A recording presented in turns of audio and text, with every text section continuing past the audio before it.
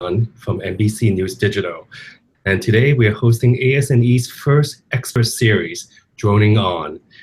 This will be a discussion of best practice, rules, and tips to get started with drone journalism. And we have our featured speakers, Matt Waite, journalism professor at the University of Nebraska-Lincoln, and also Wendy Erikson, FAA certified remote pilot and drone journalist. And remember, for more about ASNEs, please come to our website, and we do have our convention in October. You can find out more information and more learning tips from asne.org. Thank you, Matt. All right, we're going to jump right in. Just to get us started, I'm going to talk about the sort of boring but important stuff. The stuff you've got to do before you can get in the air. Wendy's going to talk about the fun stuff, the stuff you do after you get done with the fun police. And then we're happy to take questions either via Twitter or I'm not sure you can get into the group chat or not. Get us questions somehow, and or you can email me directly, matt.waite@unl.edu. We'll answer somehow if you're watching live. So to give you a little bit of background, the reason why you're probably hearing people talk about drones a lot more these days is because finally in the United States, a relatively stable and clear set of rules from the Federal Aviation Administration that make using drones in a newsroom or to do journalism possible, where in the past it wasn't remotely possible. Those rules went into place last August, about the end of August last year, and frankly, a lot of places didn't do much with it then because they were focused full bore on the election. And so what you're seeing now are newsrooms that are getting policies in place. Their legal departments are getting things together and getting comfortable with this. The capital budget has caught up and they're able to buy a drone, and you're seeing people starting to get certified. So how to get there, if you are interested in doing this and you are not there yet, the number one thing you need to know is that to do journalism with a drone, to get paid to fly, you must be certified by the FAA. So what that means is you have to pass a test. In the past, you might have heard that the FAA required you to have a pilot's license in order to fly a drone legally, and that was indeed the case until this last August. In fact, I have a pilot's license entirely because I wanted to fly drones and teach students how to do it, so I went and got a pilot's license. Not the most efficient way to go about it, by the way. Now you just have to pass a knowledge test. That knowledge test is a 60-question multiple choice test. It is a 70% to pass it. It is a pass, no pass test. You get a 70%, you pass. You get 100%, it doesn't make a difference. You still get a passing score. Most people who take it at this point are passing it. It's got a plus 90% passing rate. So I'll tell you what I tell my students, which is it's not hard, it's just work. It's a lot of specialized knowledge that you need to pack on board. You need to understand it in a way that you can apply it, because the FAA is going to throw a bunch of sort of trick questions at you where you have to incorporate two different things and sort of compare them to each other and then figure out what you're supposed to do.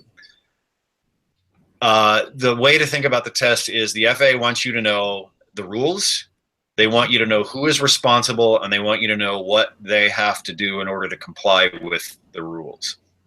So as long as you can study and get this stuff on board and pass that test, congratulations, you are a licensed drone pilot in the United States. You might be thinking, hold on, don't I have to fly one and show them that I can do that? No, actually you don't. You can become a licensed professional drone operator in the United States having never shown anyone that you can fly a drone. You may not have ever actually flown one before, and you would be a licensed professional. So Believe me, I have deeply complex feelings about that, but that's the rules right now. Under the rules, once you're certified, there are certain things that you can and can't do. It's easier to talk about what you can't do. You can't operate at night.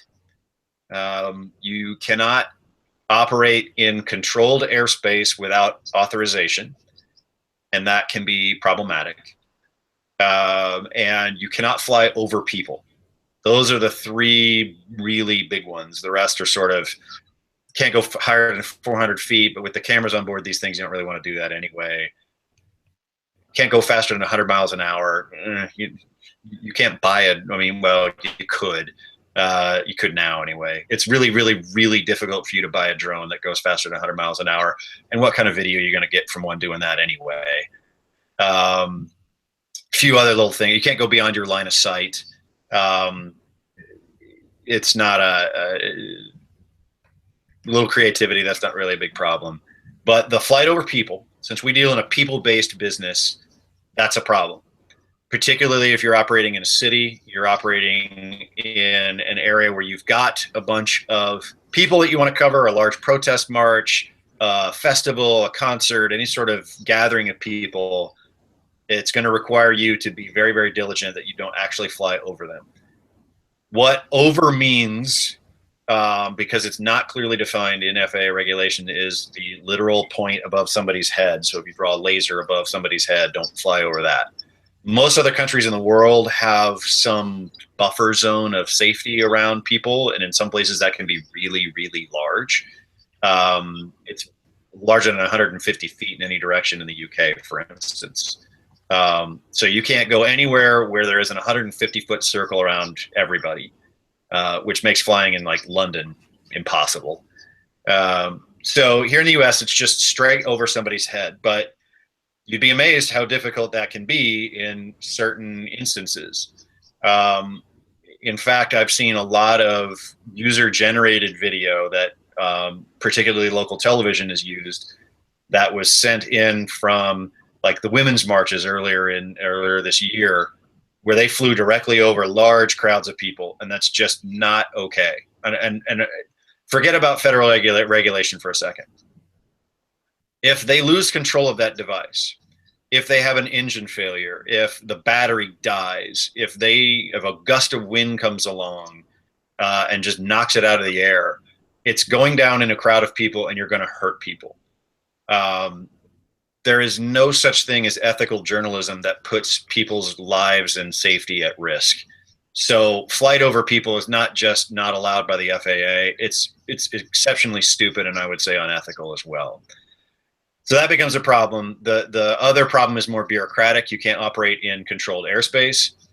That's generally within 5 miles of any decently sized airport. Not all of them, but airports you can name. So Wendy is in the greater St. Louis area, so around the St. Louis airport, around Lambert there, that's a problem.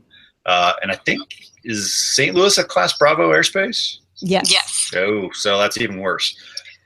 Class B or Class Bravo airspaces are the airspace around like major airports that you have transited through when you travel through the air. So Atlanta, Chicago, Miami, Dulles, Newark, Denver, Minneapolis, Kansas City, St. Louis, Dallas, places like that. Those are all Class B airspaces, and because they're so busy, it gets even harder to get permission to fly in that airspace. Sort of your Omaha, Des Moines, Savannah, Georgia, places like that, those are Class C airspaces. Anywhere within 5 miles of those kinds of airports, even on down to even smaller ones, you have to get authorization from the FAA. The way that you get that authorization is you have to go online, and you have to fill out a waiver request with the FAA, and it gets sent to Washington, where a permit reviewer takes a look at it. They look at a map that the air traffic controllers in those jurisdictions have created, and then they decide whether or not you can operate at the altitude that you want to operate in that space. They will tell you that it will take 90 days to get that authorization. So you need to be planning well in advance for what areas you want to fly in your communities. Now, you can ask for very large areas. For instance, I have I have authorization to fly over all 3 University of Nebraska-Lincoln campuses here in Lincoln, which all 3 of them are in controlled airspace. And I can do that for the next 6 months. So you can ask for a fairly large area for a fairly long time. The problem that you run into is if the altitude limit changes in that area, you have to pick the lowest altitude, or you have to divide it up into really, really small things. The FAA has been besieged with requests for these airspace authorizations. So they have a backlog in the thousands, and they are falling further and further behind. So the time to request your airspace authorization was 6 months ago, or now, as soon as you possibly can. So if you're thinking about doing this, I would apply as early as possible. I might even think about applying before you're even certified, because it may take longer for you to get the airspace authorization than it will for you to get certified. So those are the major hurdles on federal regulations. You got to pass that test. You got to get airspace authorization if you're operating in an urban environment. Then after that, I would tell you that there is no such thing as a professional operation without written policies or insurance. Those are your 2 next major hurdles. On the written policies, I've got good news, and that is the Drone Journalism Lab, the lab that I founded here at the Harvard of the Plains. We created an operations manual and have made it a Creative Commons document and given it away. So if you go to dronejournalismlab.org/manual, you can have our manual, which has policies, who does what on a shoot, what are the sort of operating limits that you have that are different from the FAA, that are a little more stringent than the FAA. It has pre-flight, flight, and post-flight checklists. It has tips on logging. It has all these things that you need in order to professionalize your operation. And it's yours to have, free, do whatever the heck you want with it. If you do use it, I would just ask you tell me, because I want to know, so I can tell my grant funders. Yep, there it is. Hey. Never leave home without it. It is dronejournalismlab.org/manual is where you can get it. And that's the Drone Lab's website, and the manual is linked right there. Insurance is a bigger hurdle for most places, because we in the newsroom aren't the ones who are usually dealing with insurance. I will tell you this: your company's general liability insurance policy does not cover aircraft. So if you think that you're already insured for this, you're not. You will have to get an aviation rider. And depending on how big your operation is, how many aircraft you have, how many pilots you are, it can get into the thousands of dollars per year. But don't fly without that in place before you go out, because not even thinking about the worst case scenario. Let's not think about injuring a person. If you just lose control of it and smash it into the side of somebody's sports car, and you're uninsured for it, you're still looking at tens of thousands of dollars in liability that you've just suddenly incurred. So I would be very, very, actually I wouldn't fly without insurance. So those are the 3 things you got to get done with before you can go out and be a drone journalist. Get certified, have an operations manual, have written policies, and be insured. And once you've got that, game on, go have fun. And Wendy has actually gone through all of this mess. She's gotten certified. She's operating and has done work with a number of different organizations. And so, Wendy, what do you get to do after the fun police are put to bed and behind you? Well, I would say there's fun, but there's also frustration for many of the reasons that you mentioned. airspace authorization and the likes of that. So, all right, should I go with my spiel here? Okay, I am going to cancel it. So, hello everyone. I am not a university professor like Matt. I am a journalist. I've been in the TV news business for about 25 years. And I retired, I use that term, retired about 4 years ago from KSDK here in St. Louis. I was hosting a show. I had been a reporter and anchor, and decided it was time to move on and I had some family obligations, and just taking a little bit of a break while I left full-time television station employment. And it was during that time that I discovered drones, watching network news and seeing some drone shots. I saw earthquake coverage.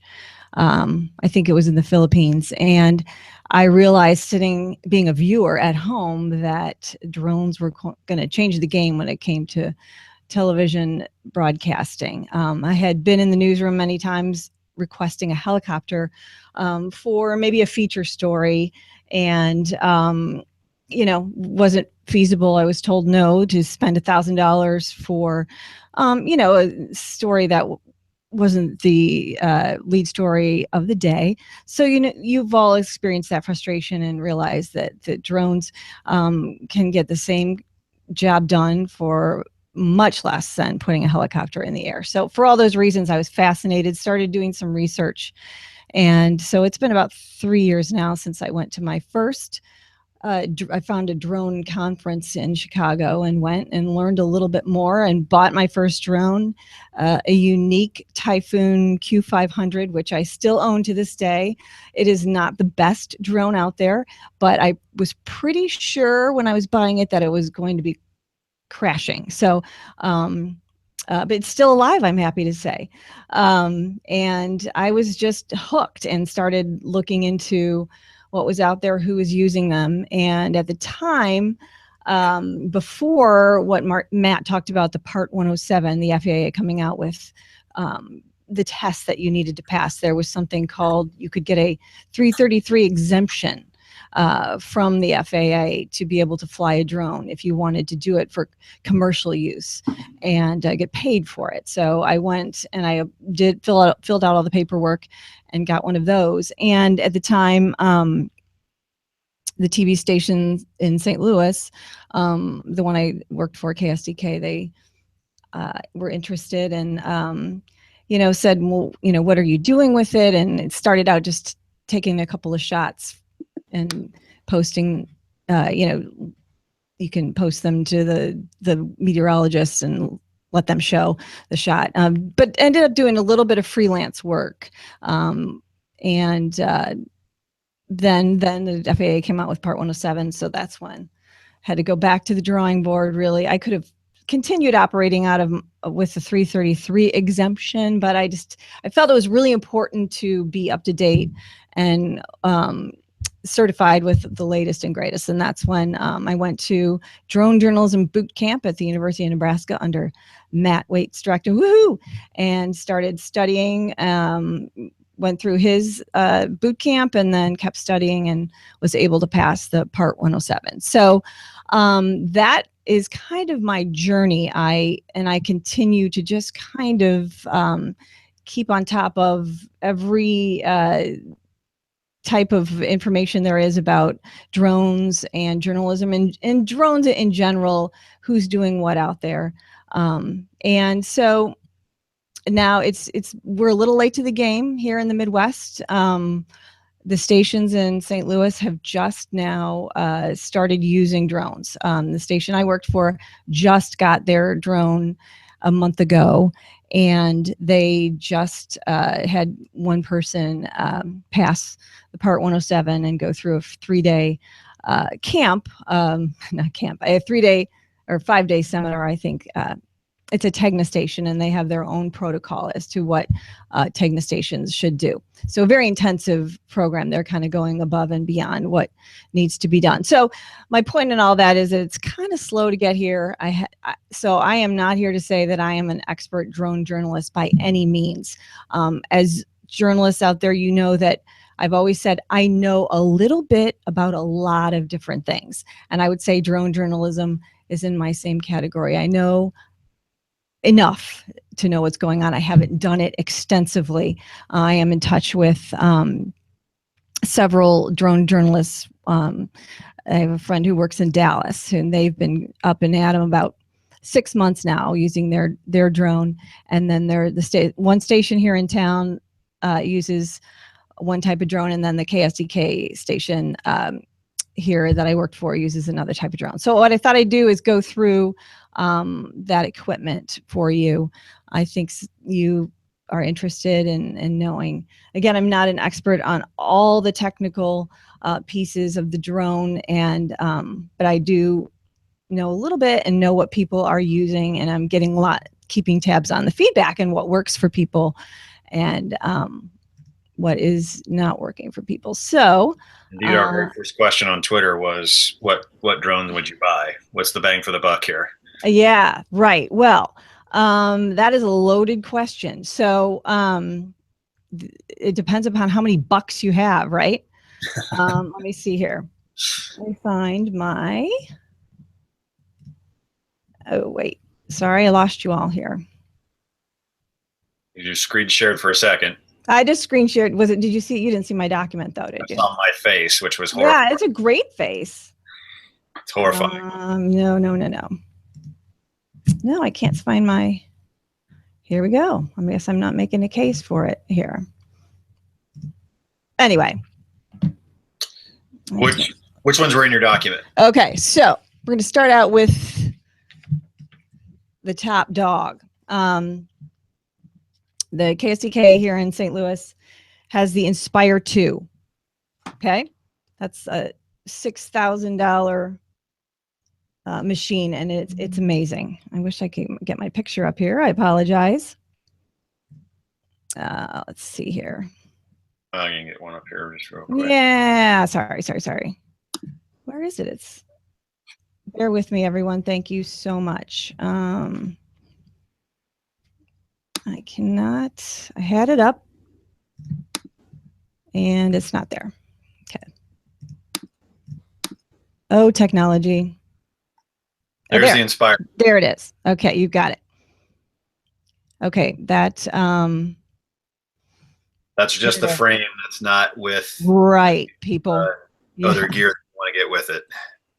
Yep, that's it's an amazing machine. It just came out with the gear, the camera, and all the accessories.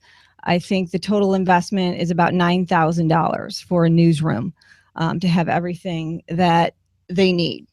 That would include extra batteries and yes, you know, I would say I think I heard, you know, at least 3 or 4 batteries, and you would need charging stations, and you would need well, just all the bells and whistles. The Inspire actually, so I'll just do the specs, since some of you will probably relate to that. But it's the X5S camera. It shoots RAW 4K at 60 FPS. Dual pilot operation is the key. Why this TV station chose it. One person can fly using the FPV camera, while the other one controls the video camera, which is key when for pilots who are really in the journalism business. You're wanting to control what your shots are, but when you're flying a drone, you know, it's hard to do it all at once, and you shouldn't do it all at once. So the Inspire 2, twice as big, twice as fast as some of the other ones that I'm going to mention. And it's surprisingly very easy to operate. I've only flown an Inspire 1, but I'm told the Inspire 2 is even easier to operate. So I'm starting out with, again, at the top of the line. You're not seeing any of the propellers in the video, which is the case with some of the drones. This is a 360 panning gimbal. You know, so the landing gear kind of retracts up, if you've ever seen one flown, and just amazing. One other thing that I always like pointing out is that Inspire 2 in sport mode can get up to 87 miles an hour.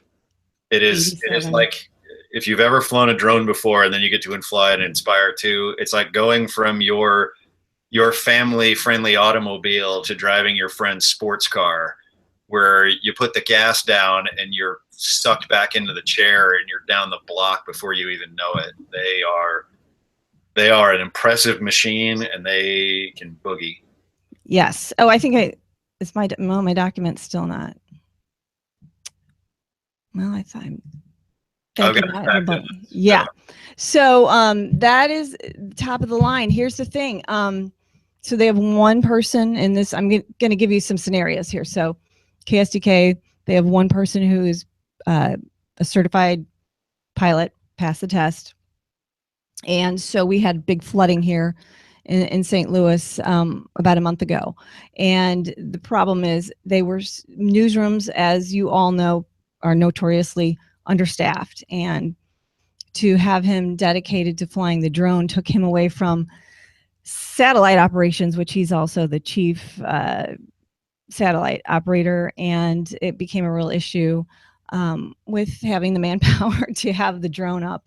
Luckily, in this case, it was such a big story that the chopper that the station pools with, was flying, and that's how basically they were getting all the aerials, because flying the drone takes up some manpower.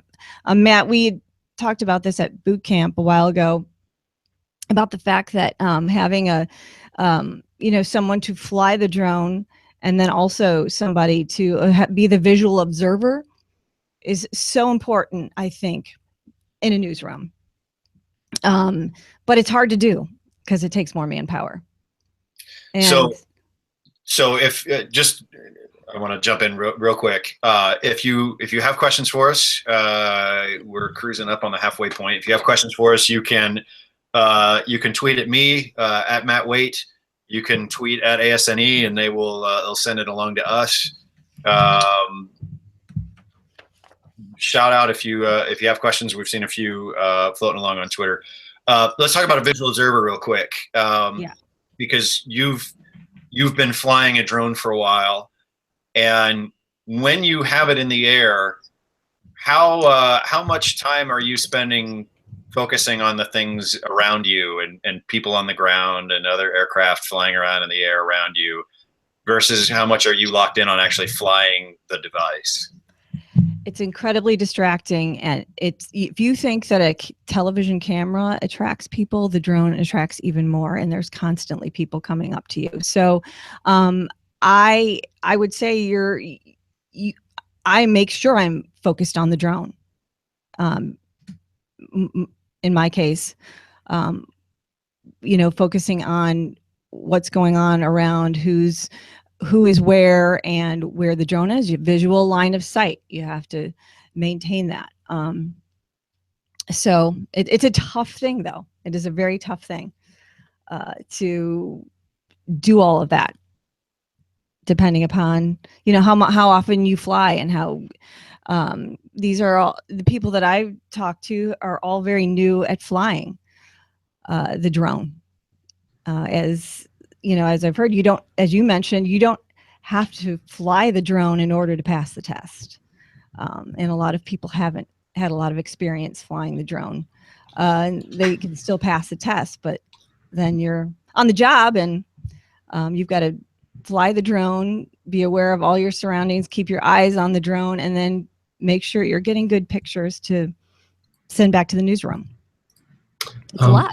Matt and Wendy, a question came in via email. What would you recommend for news operations that are getting started? What type of drone is best to start with, and what are the typical price range? Yeah. I will let me say one thing real quick. If you're truly getting started, like you have never actually flown anything, get something like this. This is a Parrot Mambo. It'll cost you about $100. You can buy one at Target, but it has an ultrasonic sensor on the bottom and an optical flow sensor. So it'll fly very, very similar to a DJI Phantom 4. This is the Chevy of the drone world right here. This is the most common drone platform you'll see. This is a really good one. We'll talk about it in a second. But this will cost you, all told, probably about $1,500. This will cost you $100. This is the one you want to crash into the wall. This is the one you want to lose in the neighbor's yard. This is the one that, if a dog gets a hold of it, yeah, it's $100. You're not going to be really happy, but $100 better than $1,500. So this is what I teach students to fly with, is this Parrot Mambo, because like I said, it's got the sensors on board and it's got a really good gyroscope on it. So it flies identical to the much bigger ones, just slower. So learn to fly on one of these. Wendy's talked about the top of the line, the Inspire 2. I've got an Inspire 1. It's upstairs right now, or I'd show it to you. Very, very similar platform, just not as fast, not as big, doesn't have as much flight time. It's the earlier model, but it is just as much of a hot rod in comparison. So those are great. They are fantastic. If you are really looking to do the professional level stuff, that's the platform you want to go with. For most everybody beyond, the super high end, this DJI Phantom 4 right here is all the platform you're going to need. It's good enough in the wind. The camera is really, really good. You can do 4K video with it. It's I want to say a 12.5, 13 megapixel camera, might be even 14 megapixel camera on the Pro.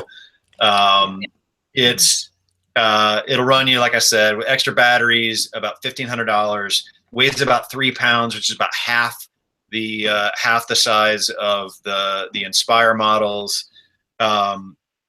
Most of the drone video that you're seeing online is shot with one of the Phantom series. They're just really, really, really good. The last one that I would suggest, and I think Wendy, you had a slide on this, so I'll let you talk about it more, is the Mavic, also by DJI. I'm not paid by DJI. I don't make any money off this, but I've used their products and have worked with them a lot, and they're a really good company and make really good products. So the Mavic is the same camera as on the Phantom, more or less. The technical specs are all but identical, but it's a dramatically smaller model in that it folds up and can basically, it'd fit inside of a decently sized purse. It'll fit into a laptop bag without a problem. It's really, really small. That size is both an advantage and a disadvantage. It is extremely portable, but is a little bit bouncy in a wind.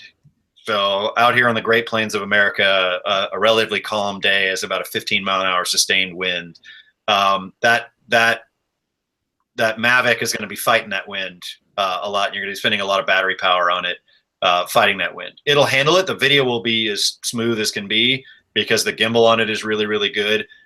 It's just instead of 20 to 25 minutes of flight time, you're going to get 12 to 15 because you're spending a lot of energy to hold a position in the air. So did you have something else you wanted to add about the Mavic, Wendy? Can you see my screen right now? Can you see it? No? Okay. I don't think you're sharing it. I'm not sharing it. Gotcha. I'm trying to share it. No, the Mavic is definitely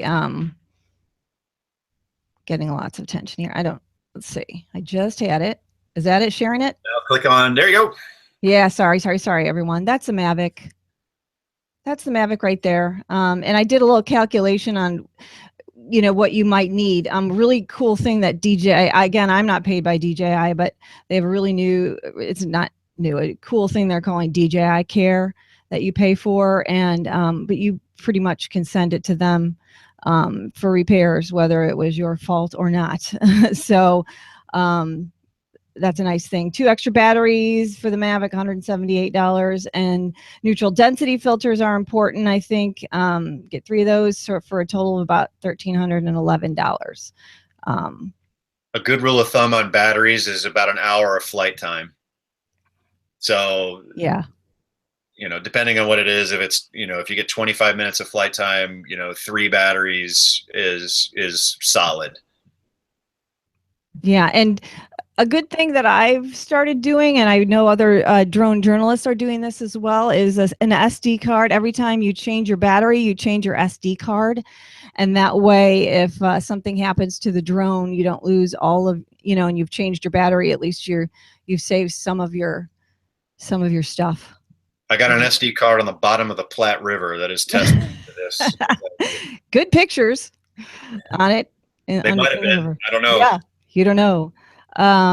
So those are just some of the specs that I know a lot of you technical people are interested in. There is the Phantom 4 Advanced. 2 extra batteries. Their batteries are a little more expensive. Filters, so about $1,923 you could get yourself. Now the station in town, so you've got the one station that put out the $9,000. Then you've got the other station in town who bought 2 of these Phantom 4s. You could do the live shots. You can do everything with the Phantom 4. They're using 2, so that I guess if they crash one, they have the backup. And they still spent a lot less. So the different approaches here. And then here's there's the Inspire. We showed that one already. So that camera on board that Inspire 2 is used to do all kinds of commercial filmmaking. Yes. If you watch HGTV at all, if you watch any of these House Hunter shows, you'll see about every 3rd shot is a drone shot of the property. If it's, rising up from the property or going over it or something like that, there is a ton of drone video on HGTV now. Yes. You will see a lot of that is being shot by those Inspire 2s. It's cinema quality, for sure, for the Inspire 2. An amazing machine. Just some of the other equipment that I know that some of the drone journalists are using. I always use the high visibility vests. And some of them even have you can get them imprinted with on their do not disturb, say something on there to keep people away from bugging you when you're out there flying it. They want to ask questions. God love the public. But, put something on there that says, please stay away. It says, safety risk, ask me later, whatever you want. But the high visibility vests, I know that Channel 5, the KSDK, the Tegna station here, requires that as part of their operations, standard operating procedures. An anemometer is important. Matt, I remember you talking about that in boot camp. These machines have a limit of what level winds they can fly in. And a lot of journalists are, testing that. You're not exactly sure, so you use your anemometer. I know one guy who has a pole mount, so he sticks it up in the air to get it high up as possible to find out what the wind speed is in the exact location they are. And as I said, multiple batteries and the charging hub, some of the other equipment needed for this. Another professor that I know that is teaching drone journalism. I think you know him, Matt Rickshaw. Yep. His words of wisdom when it comes to using a drone and news gathering. Remember, it's a tool, and you use it for the right story at the right time. Don't just use it to be cool. And make it invisible. It should flow with the story, be seamless, restrained, and subtle. Shouldn't call attention and distract from the story's content.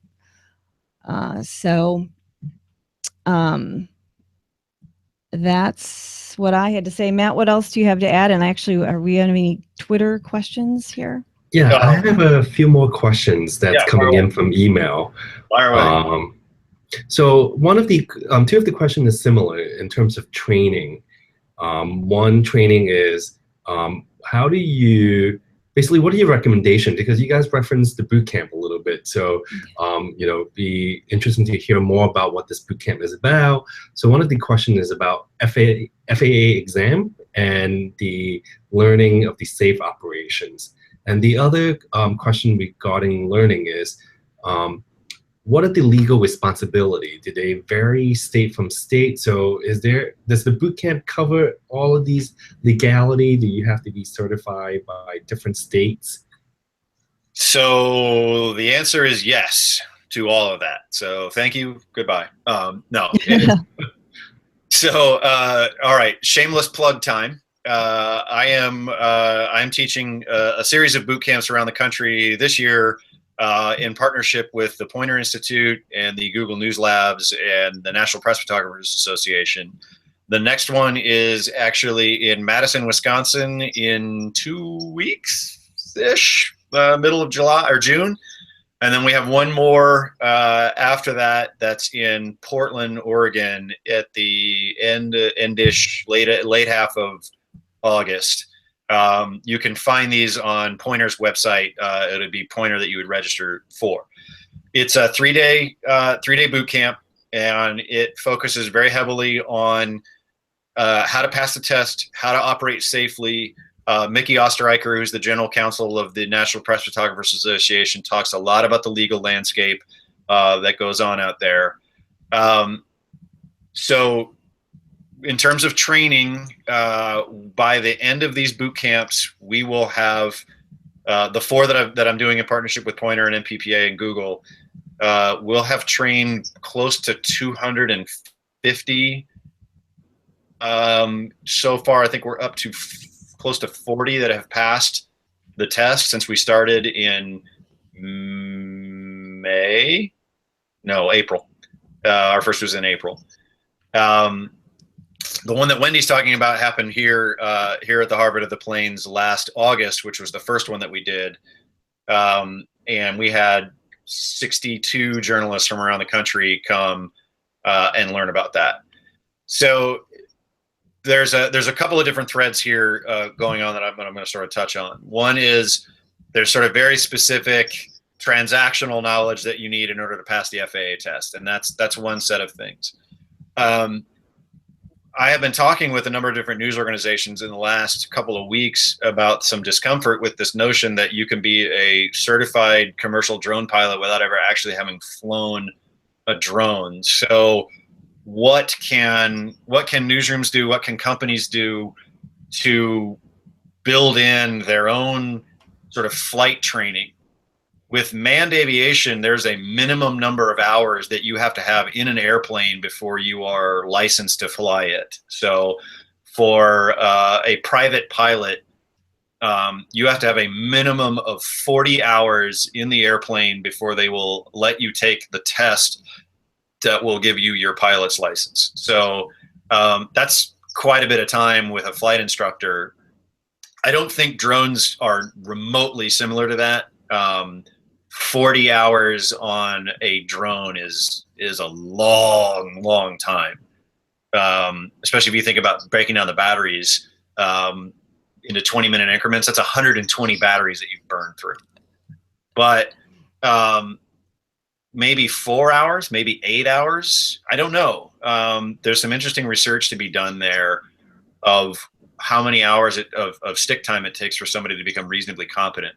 What I would tell you is if you're a manager and you're thinking about this, the more complex the environment, the more complex the assignment, the more skilled and experienced you want that pilot to be, and the more resources you need to bring to it.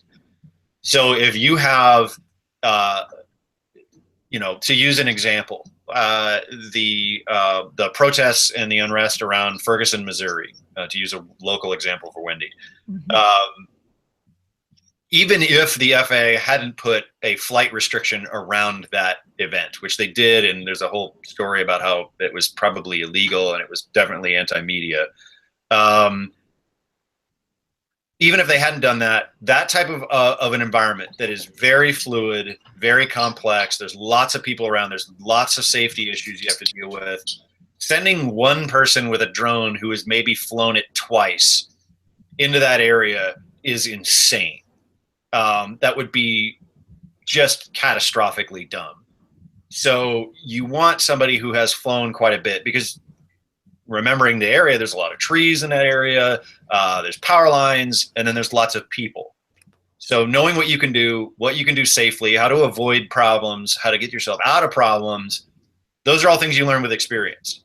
So having time set aside for pilots to practice, to just, there's not much news breaking, it's kind of quiet, it's a Friday afternoon, go take a couple of hours, go run through some batteries, go to a park, go fly around, go practice, doing coordinated turns around a point,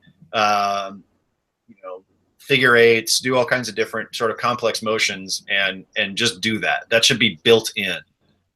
So the last question about the legal landscape, this is a troubling area, and one that news organizations, I think, really need to get smart about and get active about quickly, because the FAA has moved very, very slowly in these areas. And what that has done is that's created a bit of a vacuum that a lot of states and cities are sort of moving into. We have done this before. I will spare you my hour-long lecture on the history of aviation law, but it's scintillating, let me tell you. We've done this before. When the Wright brothers took off from Kitty Hawk in 1903, the federal government said, "Oh, hell no. We don't want anything to do with flight. That's a state issue." And so what happened between 1903 and 1922 with the passage of the Air Commerce Act is states made their own rules of the air. What I want you to compare that to is, imagine if every state had their own driving laws, and every state had their own driver's license, and every state had their own speed limits, and their own versions of a stop sign, and all kinds of different rules like that, where if you cross some magic invisible point on a map, suddenly you're at a whole different set of rules, and you have to have a whole different set of licenses and all that. That is exactly what happened with aviation. And it wasn't until 1922 when the aviation industry, which was barely getting started back then, was begging the federal government to come in and regulate this so there could be consistent rules. That's what happened, and it was a disaster. And now we're doing the exact same thing. 107 is fairly limited. It doesn't touch on things like privacy. It doesn't touch on things like private property. It doesn't touch on things that certain political interest groups are very, very interested in and want to protect. And there's not a lot of argument out there for free press and free speech rights. And we need to be those people. So for instance, if you are in Minnesota, not only do you have to be licensed by the FAA, you have to be licensed by the Minnesota Department of Transportation, who requires all commercial pilots to have a state license as well as a federal license. Why? I have no idea how that's allowed. No, not a clue, but that's the case. Different jurisdictions have different rules when it comes to flying over private property. In the state of Texas, if you take a photograph of a person's private property from a drone from greater than 10 feet of altitude and publish it before getting their permission, you've committed a misdemeanor crime. That means if you took a photo of the downtown Dallas skyline, a photo that's been taken 1,000 times before, you do it from a drone 15 feet in the air, and you don't seek permission of every visible landowner in the frame, you're a misdemeanor criminal. The number of people that have been charged with this crime, zip, because the Texas prosecutors understand that it is grossly unconstitutional and totally unworkable. And there are 18 exemptions in that law. Why is there not 19? Because the Texas House of Representatives stripped media from the exemption list in conference committee back when it was passed in 2013. So yeah, there are a lot of states and jurisdictions that are doing things that are actively hostile to journalists using drones. Texas just passed another law that if you fly a drone over a factory farm, you're committing a crime. So it's aimed at animal rights activists, but it infringes upon legitimate media doing accountability stories about pollution. If journalists are not going to get active in this, they're going to see their rights slowly stripped away. So we have 10 more minutes, and I just want to make sure that we circle back to all the questions. Question for Wendy and Matt is, from a audience is, what are some of the news organization that's doing impressive drone journalism right now? And what are some of the most creative use that you guys have seen or could point to as inspiration of media or even other people doing just really creative work with drones? Wendy, do you want to jump in? I know you have to leave here in a minute. So yeah, there's a woman, Carmaine Means, out of Chicago. She's at the CBS affiliate in Chicago. She's doing some some great stuff. And there's also a guy by the name of Sebastian, his last name. He just put out a really good piece, Sebastian Coe. I got to find out his name here. Out of Sebastian Robertson is his name, out of WFAA in Dallas. He put together a really nice piece about the story was about local fire protection and rescue agencies using drones in those rural areas that Texas has so much of. They're using their drones to find and rescue people, and all kinds of uses. So he did a story about that using their new drone, and it was a long format piece, and he had the luxury of putting some time together. But he's really that was an amazing first look for WFAA to basically debut their drone journalism. Matt, can you think of? Yeah, there are two major units, two major companies in the world that have their own internal units. The BBC was the first to have their own internal drone unit in the world. They did a piece from the anniversary of the liberation of the Auschwitz concentration camp that is truly breathtaking. You can find it on YouTube. I consider myself a student of history. I've seen pictures of that concentration camp thousands and thousands of times, but it isn't until a drone rises up about 60 feet in the air that you get an idea of how massive that concentration camp was. And it's truly breathtaking in that moment. Here in the US, CNN has its own internal business unit, CNN Air. They're doing some really interesting work, and they've been doing some pioneering work, working directly with the FAA to get over some of these authorization issues and build trust with them. They've done some work along the border, talking about border fence.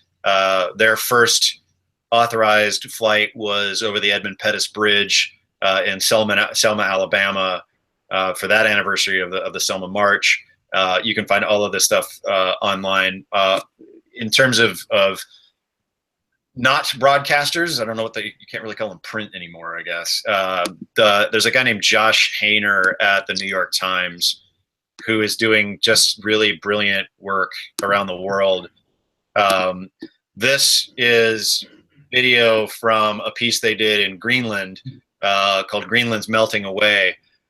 What's interesting to know is that this flight, it was so cold that the battery was destroyed by this flight. So it was a more or less one-way flight. What you're watching here is they took off, they went down this sort of river of glacial snowmelt here and got to the end of where they were going to be and had to come back because the battery was going to die. And they just barely got it on the ground before that battery is dead. Now, cold will really, really negatively affect a battery. Extreme cold will negatively affect a battery. So, this was about a $200 one-way trip with an Inspire One. Matt's done a number of other stories around the world, in China and Latin America, using drones as part of the storytelling process that are just really, really impressive. Oh, and there's that Chernobyl one. What is? I've seen the one that. Yeah, that was early. That was early on, one of the very first. Yeah, one of the first. I mean, that was truly mind warping. Yeah, so that's on YouTube too. Yep. So to just do a quick recap for the audience, so if you have 3 tips that you could offer for someone who is starting to explore drone journalism, what are the 3 main takeaways that you will offer? I would say look into training opportunities. If you have no experience with aviation at all, it helps to have sort of a spirit guide for this stuff. I will plug my own boot camps. They're I hope Wendy would agree with me that they're I will good. endorse it. Yes. We will walk you through all of it, even especially the most tricky parts. It's worth doing. So get help getting certified. Practice. Get yourself a drone. Even like I said, even if it's one of these, even if it's just a little $100 trainer drone, it is better than nothing. Go out and practice and get some flight experience. Get out there. get your crashes out of your system, you know, get in trouble, get out of trouble when you're in a park and there's no one around to see it. That's the best thing to do there. Third is just make sure you're always doing your due diligence. This is an aircraft and you are a licensed pilot. You had a question earlier about legal responsibility. Under the FAA, the sole legally responsible person is the pilot in command. It is not the city editor. It's not the news director. It's you, the person holding the federal license. That's who the FAA has jurisdiction over. That's who they're going after. So you as the pilot have the ultimate authority of whether or not a flight occurs or not. So you need to be doing your due diligence all the time. You need to be investigating the airspace. You need to be finding out what's in that area. You need to be doing site walkthroughs. You need to be maintaining the drone or make sure that it's being maintained by people, logging the flight hours, monitoring the engines, everything, the motors, all of these things. Have your operations manual. Thank you, Wendy. You've got all those charts in there for doing that. That's what you provided. For the checklists are in there, and if you follow the checklist, you are in very, very good shape. But always be doing your due diligence. And Wendy, what are your tips? I would just agree with what Matt said. I just wanted to say that it took me about 20 hours beyond the days that I spent and information I received in Matt's boot camp, about 20 additional hours to pass the test. So be ready to study. And I know one of the newsrooms in town, when they were trying to get the couple of their guys pass the Part 107 and be certified, they didn't want to give the time on the clock for these guys to do the studying. And it's just, I mean, I would argue they should be able to do that on the clock if they are going to be asked to fly a drone for the station. So it's an investment in time, but you need to know that information, not just to pass the test, but also to be safe and, you know, not hurt anyone. So it's important to put the time in. And I'd say just, you know, do your homework. There are some good apps out there that help you figure out airspace is a big portion of what you have to know, what airspace you're in. Good apps out there, and form some good relationships too in the community with your police and fire, and you know, just be courteous, let them know what you're doing, and get their support rather than you know, make them angry with your new journalism tool, the drone. Just to put that studying into perspective and being safe, it's easy to sit here and talk about how cool this is when everything goes right. The thing you have to worry about is when it goes wrong. And if you are going to shortchange training, if you're going to shortchange doing that due diligence, if you're going to dismiss it as being important, I'm here to tell you right now, if you and your news organization crash a drone into somebody and injure them, if you cause even a near miss in the air, not even an aviation disaster, just a near miss, you instantly become a global news story and not one you want to be part of.